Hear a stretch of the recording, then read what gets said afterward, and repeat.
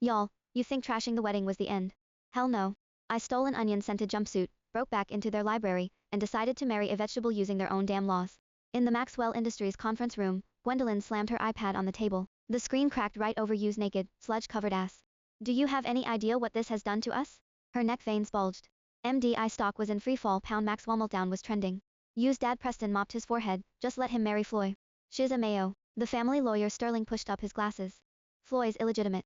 The trust won't accept her. The land deed is in Darky's name. Gwendolyn shrieked at security, find that hillbilly bitch. Drag her back by her hair. The security chief grunted, she dumped her phone. No credit card activity. Gone. Gwendolyn's phone buzzed, Senator Valentine. She went pale. Then the door burst open. Hugh stumbled in wearing a bathrobe, still smelling like stagnant water. She slapped him. The crack echoed like a gunshot. It was Darky. Hugh whined. The lawyer checked his watch, no marriage certificate by midnight, the bank freezes 30% of our liquidity. Payroll. Defense contracts. Everything. Gwendolyn's eyes went reptilian, turned New York upside down. Find her. While they were scouring the city, Darky, was less than a mile away. Hiding in a catering truck, wearing a stolen gray jumpsuit that reeked of onions. I hadn't run, running takes money, and I had none. Running meant back to the trailer park, where my stepmother would sell me. I needed a solution. The truck rolled through the service gate. Security looked for a crying bride in white, not a delivery boy in a cap. I slipped out near the kitchen, moved through shadows. I knew this house, 6 months of being groomed, measured, ignored. I knew every blind spot. I shimmied through a loose window into the library. 2 stories of books nobody read. I went straight to the antique desk. My heart hammered, calm down. Do the math. My fingers found a seam under the desktop. A hidden biometric panel. I pressed my thumb, access denied. Of course, heed to Maxwell's. But a keypad failsafe. 12 digits. Not random, a pattern.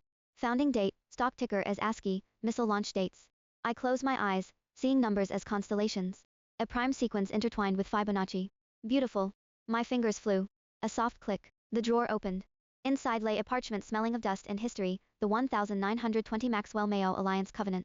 I unrolled it, scanning for the clause I'd memorized, marriage to any direct male heir of the Maxwell bloodline.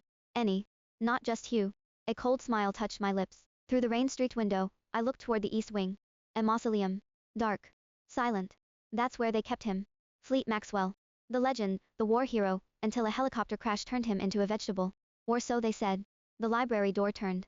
I dove behind the velvet curtains, holding my breath. Old Alfred shuffled in, turned on the TV. Breaking news.